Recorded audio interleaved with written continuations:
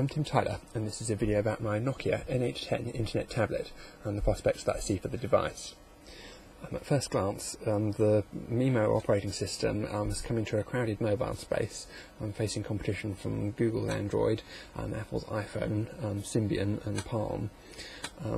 The device itself has some various problems.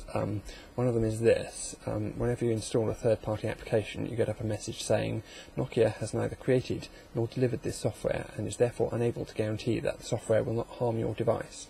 Installation will be at your own risk. Continue anyway. And basically what that message means is that the device doesn't have an adequate security model.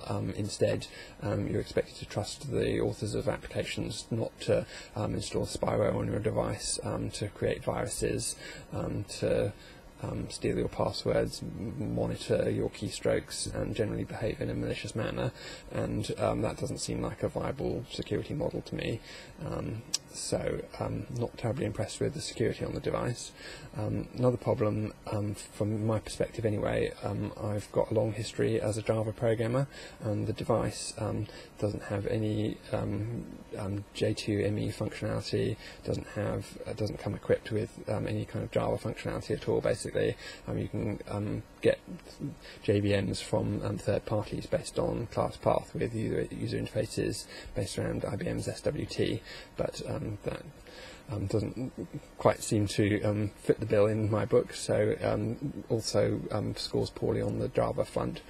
And as far as competition goes, most obvious competitor who's better equipped in that area is Google's Android. They have a reasonable Java-related runtime environment and use a J2ME sandbox model, basically, so there's more built-in security, and often when you install applications, assuming that they're Java applications, you won't have the same kind of security issues associated with potential malicious damage to your device or for installing spyware and that kind of thing.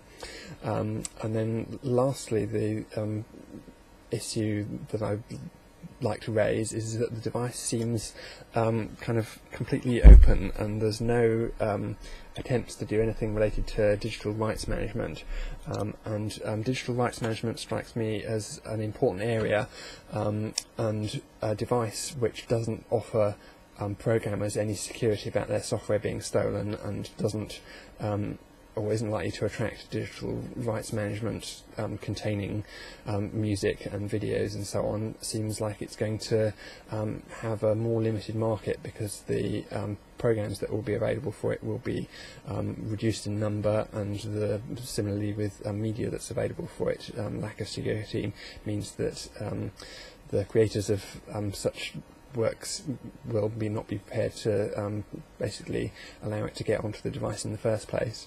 On the other hand, the device is quite hacker friendly. It's kind of showing the Linux shell, basically, and that's, from my point of view, quite a pleasing aspect to the device, but there's no reason why you can't have digital rights management on one side and a relatively open device on the other, and digital rights management can't kind of be built in software afterwards. If you've got a secure environment, it's got to have kind of black box inside the hardware of the machine where the trusted activities take place, and that seems as though it's completely missing from the device.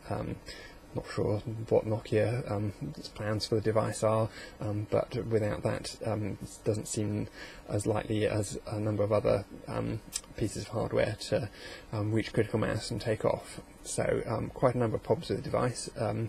I expect that Google's Android will do significantly better than the MIMO operating system, and they seem to have a more successful licensing strategy so far, and quite probably a technically superior operating system.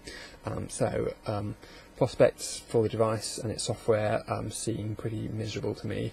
I'm not sure where Nokia think their operating system is going. They seem to have partnered with Intel recently, which may lead them to further opportunities, but seems quite a nice device superficially, but a bit of a dead-end operating system is my concern.